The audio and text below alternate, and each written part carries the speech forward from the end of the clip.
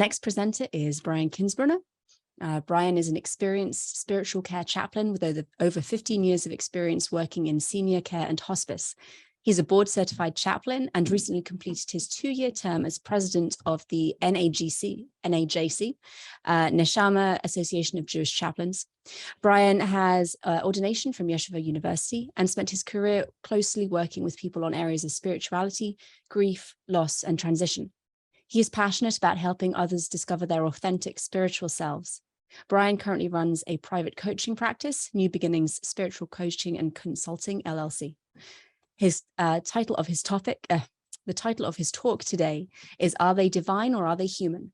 Reading the biblical characters through the eyes of the Talmudic rabbis. Bryan, thank you so much for joining us. Thank you, Megan, and thank you to the conference organizers, and thank you everybody who is participating in this conference. I've actually really been enjoying the last 2 days of delving into a different area than my professional life, which is in the realm of spirituality and coming into this world of scholarship again.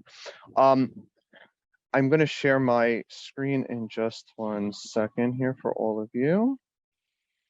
And let me give you a little bit of my thinking as we get started here. So we've been talking a lot about leaders and leadership, and one of the fundamental areas and questions that so many of us, I think, grapple with is the question of how do we see leadership in relationship to areas of good living, morality, and so on. And I think that in relationship to ancient studies, this question becomes very relevant, as we heard in our keynote just a little while ago, and in the topic at hand here, is the leaders of the past were very much put on a pedestal. And if we look at their lives, we struggle with the question of why are they on a pedestal when their lives weren't exactly of the most moral character, or maybe they were.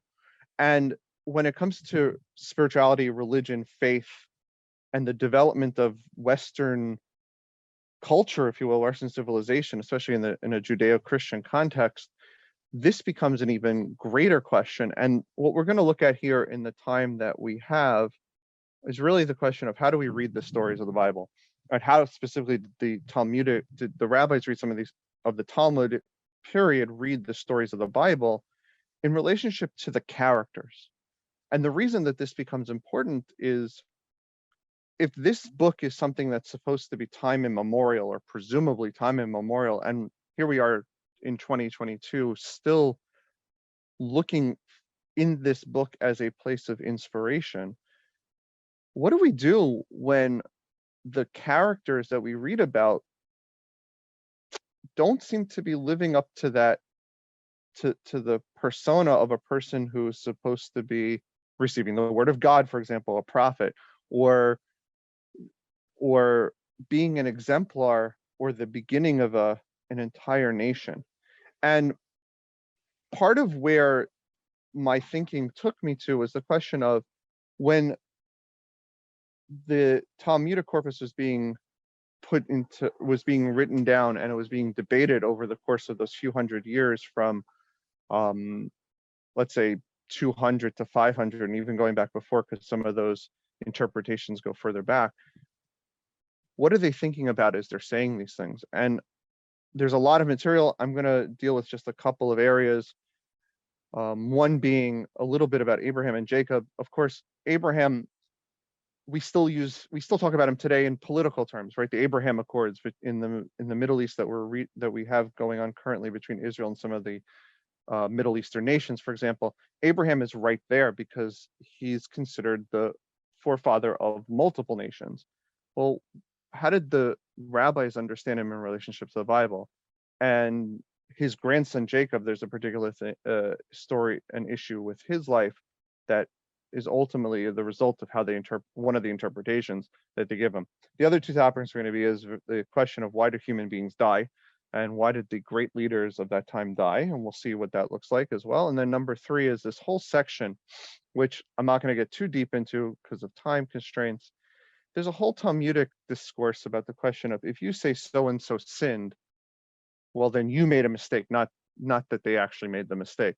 And we will see all three of those as we go through the. And keep in mind, there are myriads of other ways that one could approach this subject. There's actually a whole genre of educational literature that's been written about over the past 30, 40 years. How do you teach these characters to middle schoolers, high schoolers, areas that I think oftentimes get subsumed under the guise of religious education, but I think are important for scholarship as well as we look back and try to do some comparative work. To begin with, there's a Talmudic statement so most of the Talmudic statements I have, actually all the Talmudic statements I have are from the Babylonian Talmud, which is considered to be the more refined Talmudic source. And this one is a question about Abraham. Oh, sorry, I went one ahead.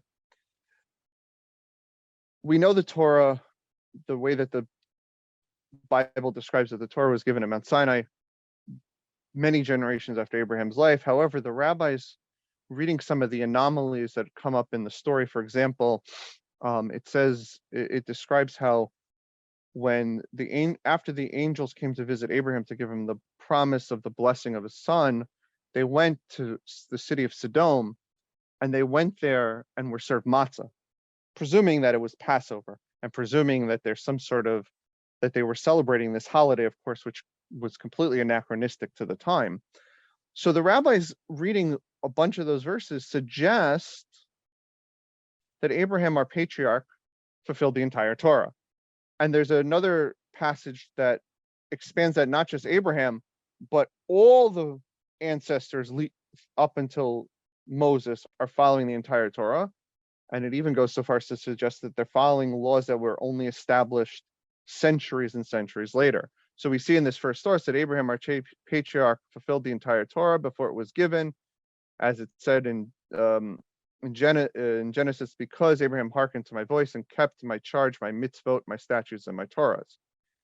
And so there's a debate about, didn't he just fulfill the 7 Noahide laws, which are these laws that some consider to be the natural laws, don't murder, don't steal, and so on, or they're considered to have been the laws that were given to Noah for the basic building block of the world, and then Abraham's law, the laws of Moses, the Mosaic laws, were given later for the entire world. Anyways, the point being that, but he followed circumcision, which presumably is a Torah Mosaic commandment. Oh, so say he followed that in circumcision, but ultimately it says, no, he followed everything, my Torah, which implies the entire Torah. Now, I bring this up for two reasons. Number one, it puts a heavier burden on the ancestry than a reader of the text in a very literal sense would necessarily want to put on. And it opens the door to pointing fingers at the later generations, specifically Jacob, because we know that Jacob marries 2 sisters. And right there in the Leviticus law, in Leviticus, in chapter 18, the whole section regarding that describes the ancient Israelite ideas regarding sexual morality, and you shall not take a woman with her sister in marriage as rivals. So if you say that they follow the entire Torah, you put yourself in a position where now you're saying that Jacob, the forefather of the 12 tribes, the nation of Israel, was an out and out, was not fulfilling one of the laws of the Torah. And so the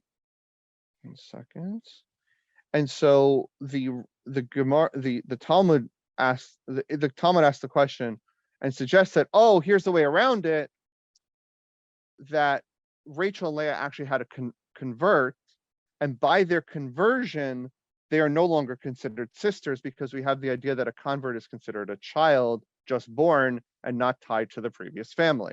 So the rabbis have to go through philosophical intellectual hoops to get around this idea, because they box themselves into it by claiming that the forefathers followed the Torah.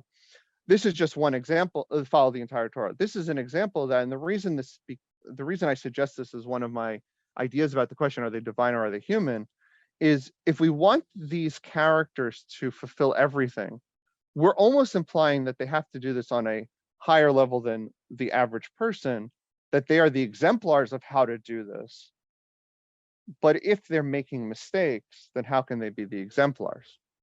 Now, my personal opinion is, and that is not scholarship, but my personal opinion is that the fallibility of these ancestors is part of the story that makes the Bible so unique, and maybe helps us understand why it has lasted over 2,000 years as a source of inspiration, is that it's not a divine book, but it's a book that can speak to us on our human level, on our imperfect level.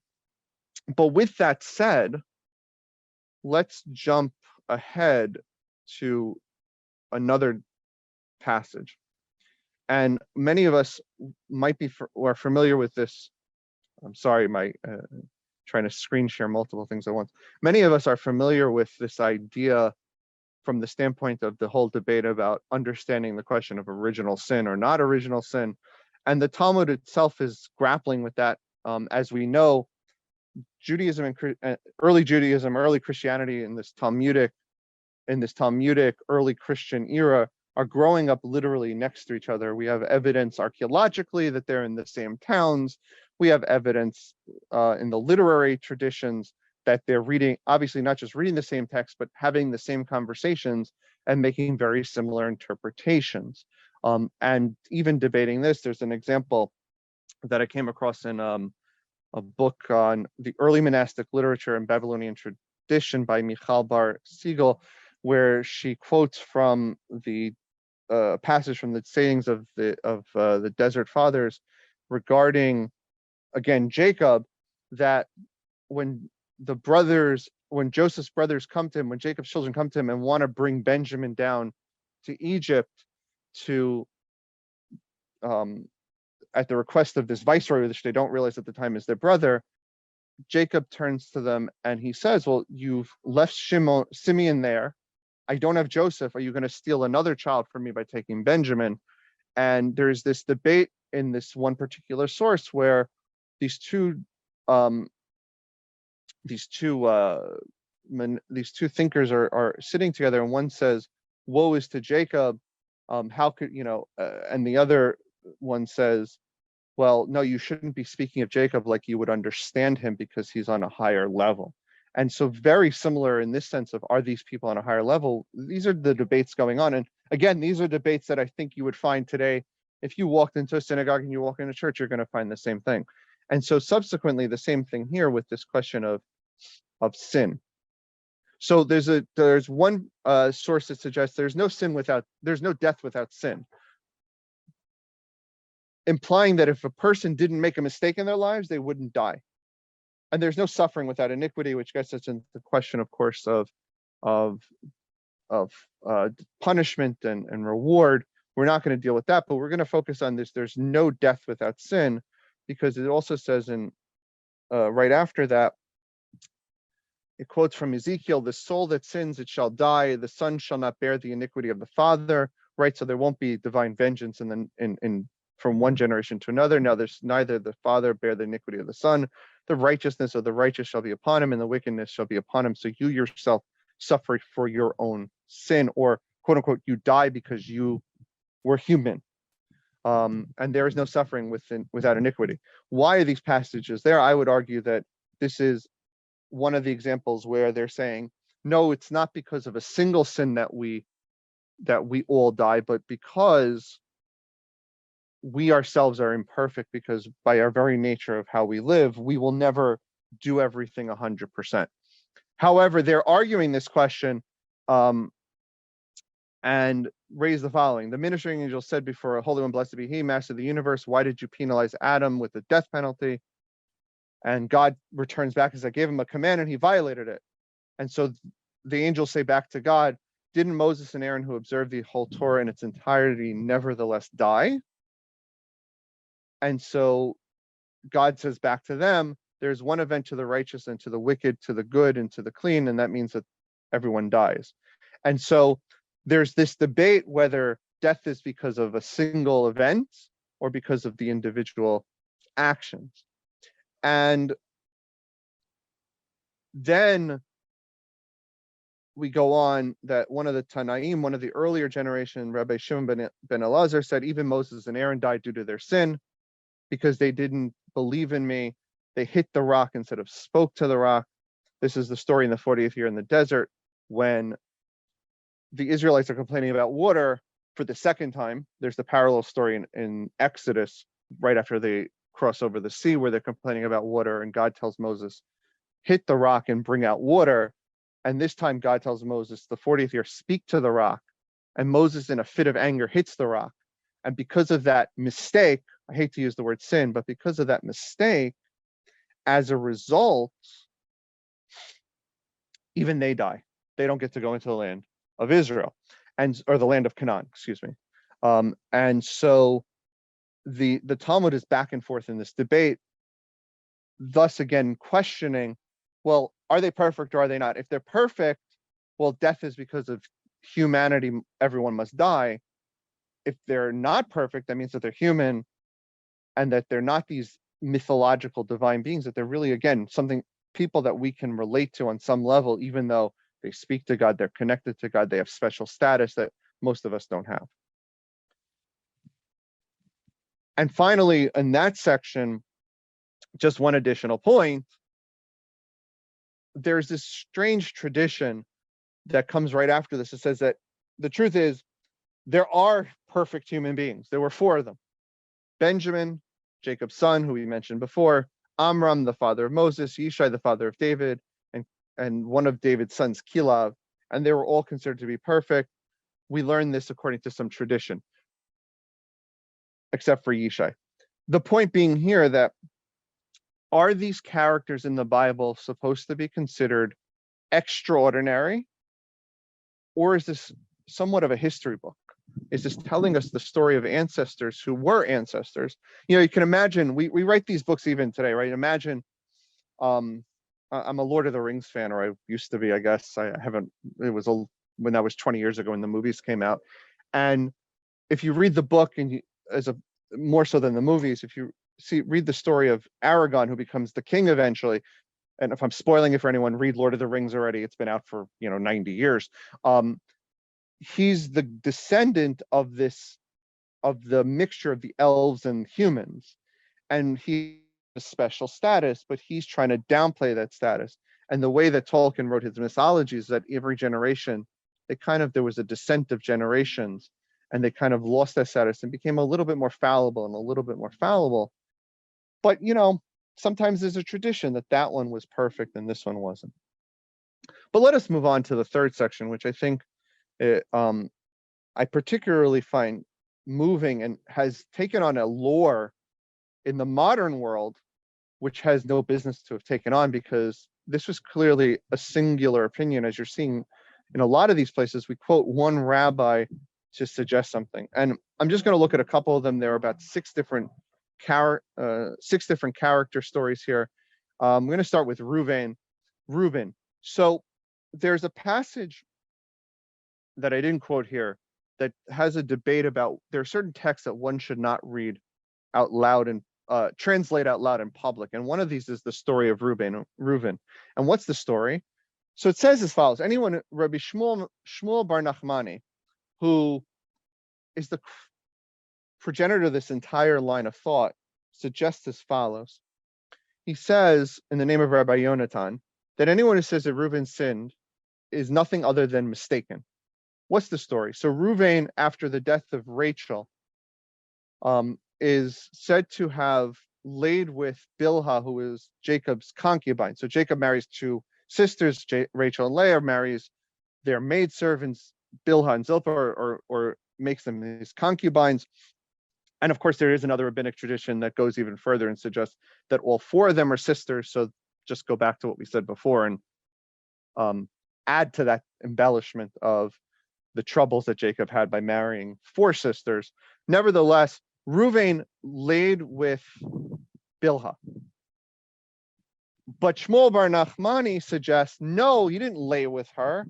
What he did was he moved Jacob's bed back to the tent of his mother Leah, because he felt that by Jacob moving his tent to Bilhah, who was Rachel's maidservant, Jacob was grieving at this point, as one can imagine, and he was trying to look for the replacement for his beloved. So he went to Bilhah instead of Leah.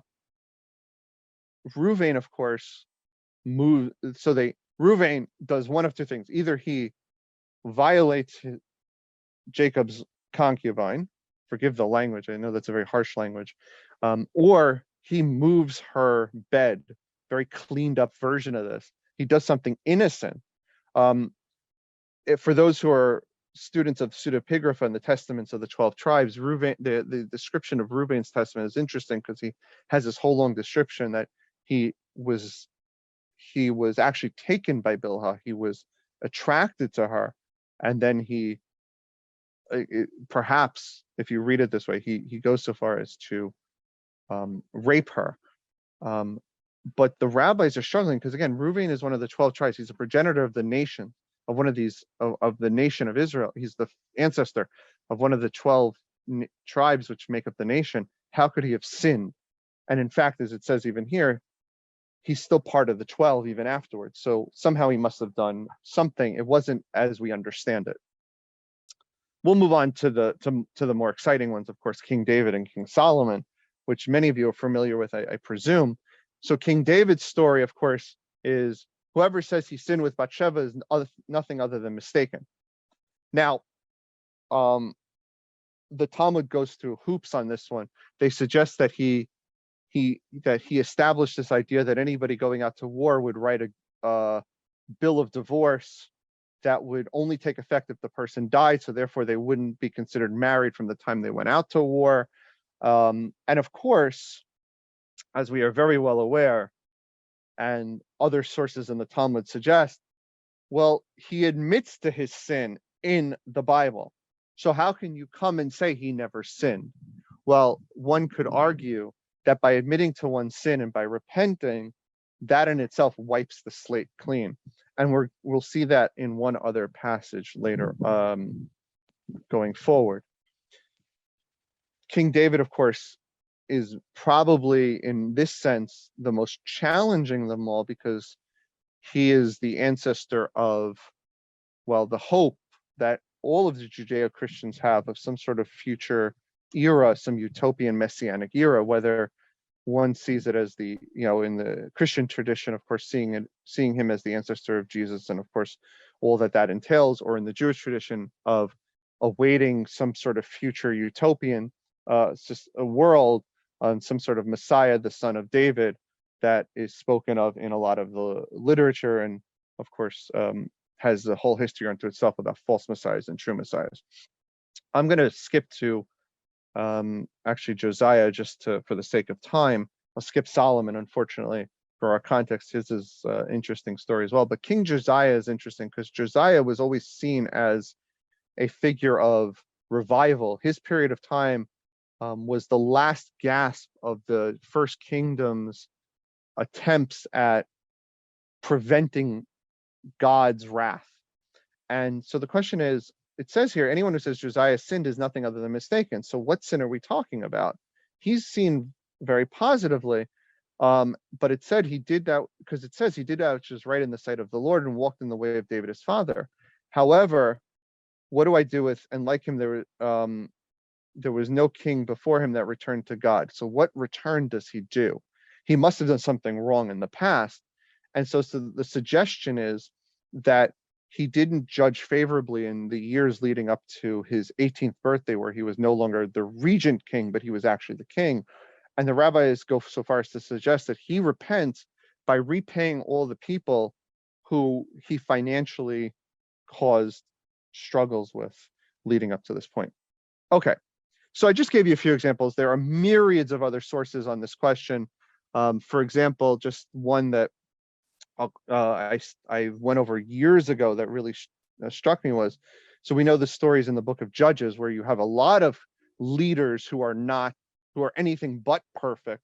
In fact, probably the most imperfect leaders that you will find before the times of the kings. And the rabbis try to either lift them up or really downplay them, depending on which tribe they're from, which story it is. There are a host of reasons for that, having to do with who said it when, trying to downplay rebellion, play up the idea again that they are biblical characters. So should we be doing this?